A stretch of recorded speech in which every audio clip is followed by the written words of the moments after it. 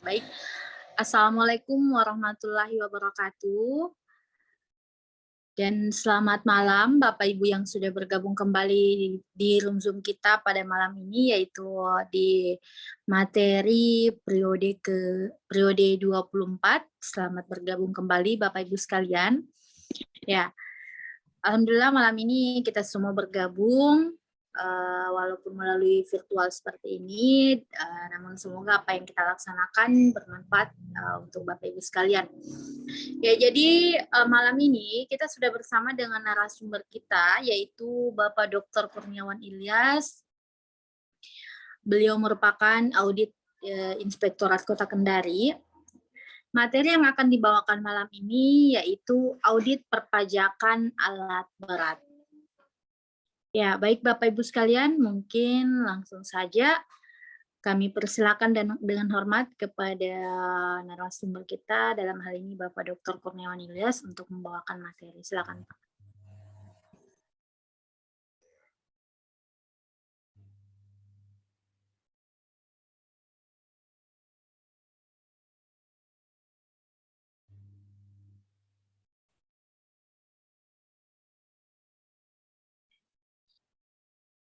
Ya, terima kasih Aziza.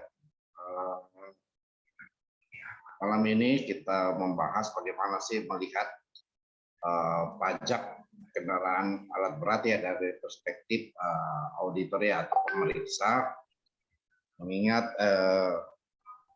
pajak kendaraan alat berat ini merupakan aturan yang sudah diatur terbaru ya.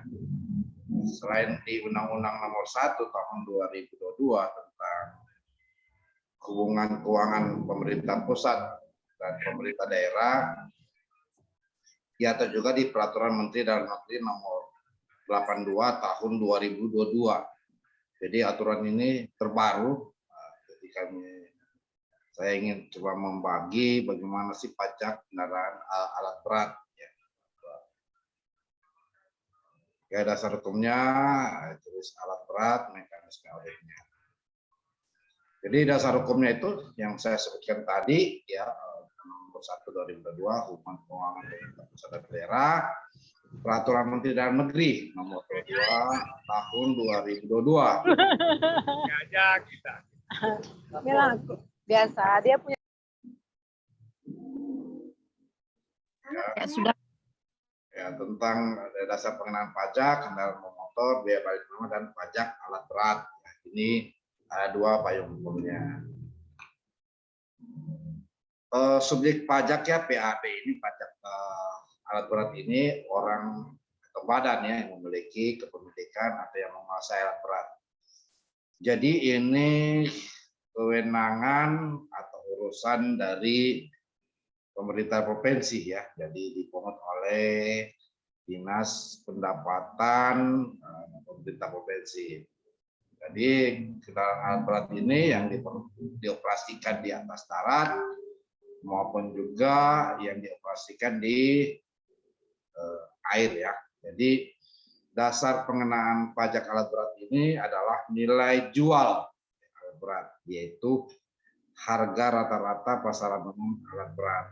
Ya, kedua, harga rata-rata itu diperoleh dari sumber yang akurat atau valid pada minggu pertama bulan Desember tahun pajak sebelumnya. Jadi ketika pemerintah provinsi menetapkan pajak alat berat, maka data yang harus diperoleh adalah wajib ya. Jadi bukan wajib ya, karena pada minggu pertama. Jadi kalimat di peraturan perundang-undangan itu tidak harus tercantum norma wajib. Nah, apabila sudah tegas disebut pada minggu pertama bulan Desember tahun pajak sebelumnya. Jadi itu yang pasti tentang harga rata-rata untuk pasar umum alat berat. Jadi alat berat itu ya alat yang diciptakan untuk membantu pekerjaan konstruksi dan pekerjaan teknik sipil ya, yang sifatnya berat apabila dikerjakan oleh tenaga manusia, beroperasi juga menggunakan motor dengan atau tanpa roda, tidak melekat secara permanen, serta beroperasi pada area tertentu, termasuk ya tidak terbatas pada konstruksi, perkebunan, kehutanan, dan pertambangan. Jadi ya, bisa juga di pertanian, di wilayah perikanan ya, kalau untuk membuat tambak. Jadi banyak, jadi tidak terbatas gitu. Jadi alat berat itu ya pekerjaan konstruksi dan pekerjaan teknik sipil lainnya. Nah, pajak alat berat ini tarif paling tinggi itu 0,2%. Sedangkan tarif sewanya alat berat itu di PPh pasal 23 ya 2%. Nah, dasar tarif pajak itu ya, tarif pajak itu ya ditetapkan oleh Perda ya, jadi harus ada Perda. Yang kedua, pajak alat berat terutang, DPP ya, dasar pengenaan pajak.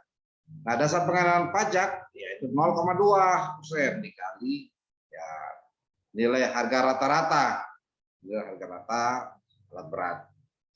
Nah, lokasi pemungutan ya wilayah daerah tempat penguasaan alat berat. Jadi di mana penguasaan alat berat itu sekalipun ada berada di kabupaten, kota, di wilayah ya wilayah provinsi ya, maka ya, pemungutan berlaku di situ gitu.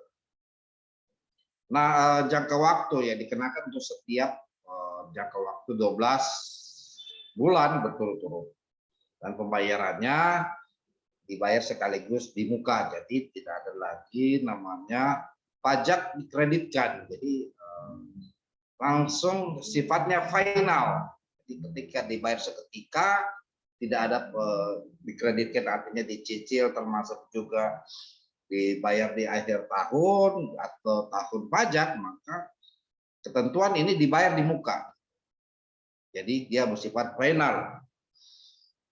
Yang kedua, jika kondisinya keadaan kahar, belum sampai 12 bulan wajib pajak mengajukan restitusi atas pajak alat berat yang sudah dibayar untuk porsi jangka waktu yang belum dilalui. Ya, jadi kalau belum sampai 12 bulan, belum dilalui bulan ke-9, dimintakan restitusi. Namanya kahar ya, terbakar, di bawah banjir, ya di bawah kerusakan ya yang fatal ya bisa diperbaiki lagi. Jadi bisa dimintakan restitusi ya, restitusi kepada dinas Pemda ya, nah Badan Pendapatan Daerah. Nah, bagaimana sih komponen auditnya ini? Ya, tentu kita harus memastikan ya harga rata-rata pasaran umum alat berat. Jadi ya, tugas pemeriksa APIP ya, minta dokumen survei yang mana disebut rata-rata, ataupun juga request for information yang meminta informasi dalam hal bersurat ya, bersurat kepada agen ya, kepada agen distributor terhadap harga pasaran umum alat berat ya, alat berat. Ya itu metode pengujiannya itu survei, request for information. Nah, fisiknya ya kita lihat brosurnya, ada tidak brosurnya dan segala macam dokumen ya. Selanjutnya, sumber data yang akurat pada minggu pertama bulan Desember tahun sebelumnya. Ya, tentu kita minta ke agen, ke distributor. Agen atau distributor tentang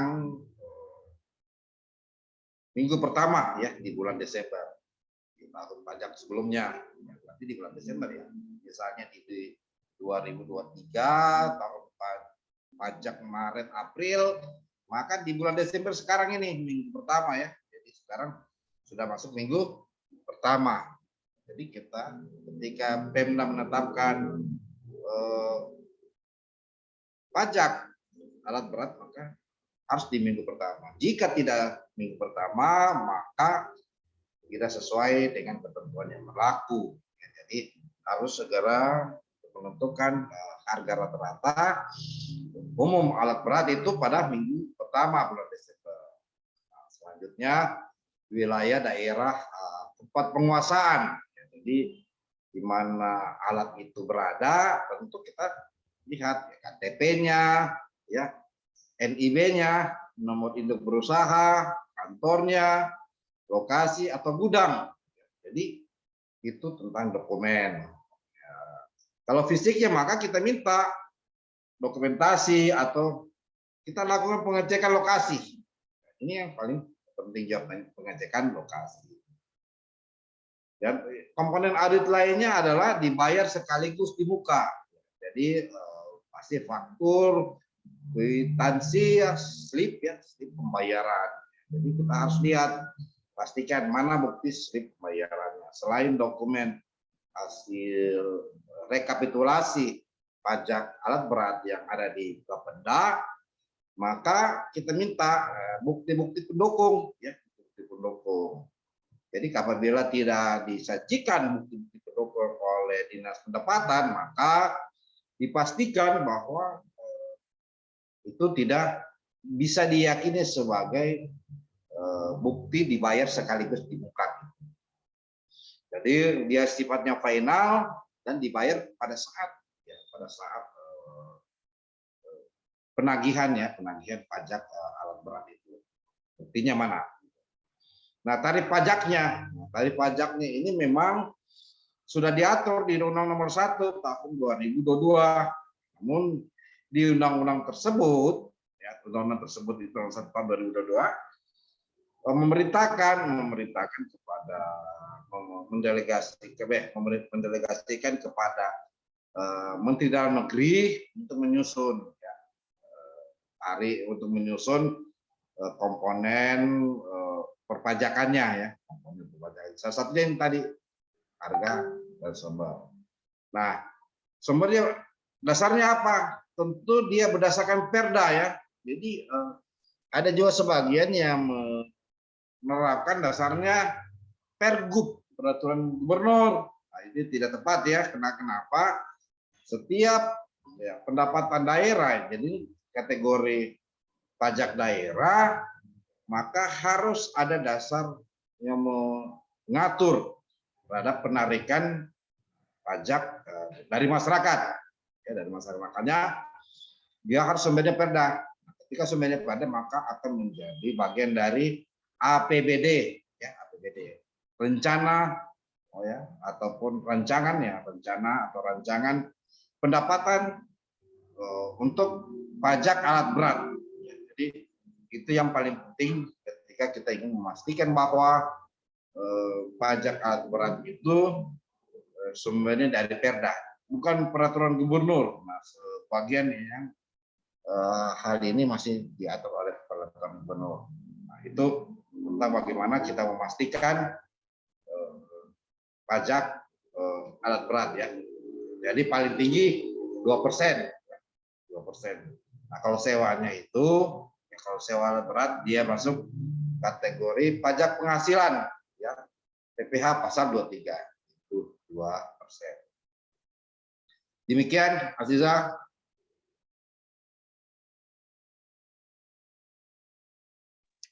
Baik, Pak. Ya. Ya, jadi itu tadi materi yang sudah dibawakan oleh Bapak Dr. Kurniawan Ilyas mengenai dengan audit perpajakan alat berat. Ya. Baik Bapak Ibu sekalian, sesi selanjutnya yaitu sesi tanya jawab atau sesi diskusi. Jadi jika ada Bapak Ibu yang ingin menanyakan sesuatu mengenai dengan materi tadi, silakan untuk dituliskan di kolom chat. Bisa juga di raise hand untuk berdiskusi dengan narasumber. Ya, silakan Bapak Ibu sekalian.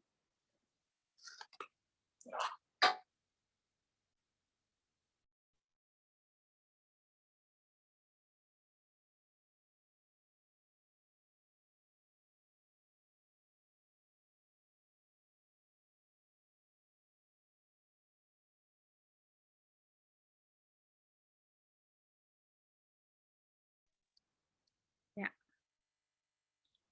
Bagaimana Bapak Ibu sekalian, tadi sudah dibahas mengenai dengan perpajakan audit perpajakan alat berat yang dimana ada dasar hukumnya sudah dipaparkan dan ada untuk metode auditnya sendiri serta ada tadi juga sudah dijelaskan mengenai dengan komponen audit.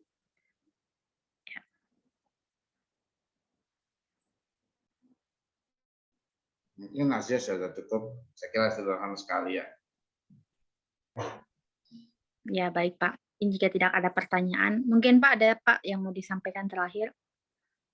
Ya, terhadap pajak alat berat ini memang perlu dimengerti bahwa dia tidak masuk pajak kendaraan bermotor ya, ataupun biaya balik nama dan lain-lain. Ya, cukup dia pajak terkena pajak alat berat ya. Jadi memang kalau di Permendagri ya, saya bukakan lagi ini Permendagri itu ya.